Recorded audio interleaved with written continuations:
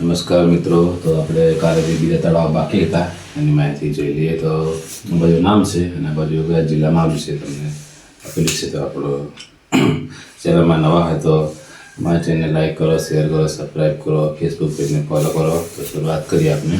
આજવા તળાવ છે તો એ ક્યાં આવ્યું છે? તો વડોદરા જિલ્લામાં આવેલું છે. બીજું છે આજી, તો એ તળાવ આવેલું છે રાજકોટમાં. પછી નારાયણ સરોવર છે એ રાજકોટમાં લખપત ખાતે આવેલું છે.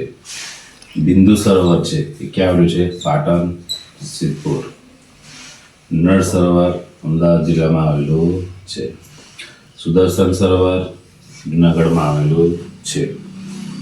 ગોપી રત્ન બેટ દ્વારકા જિલ્લામાં આવેલું છે.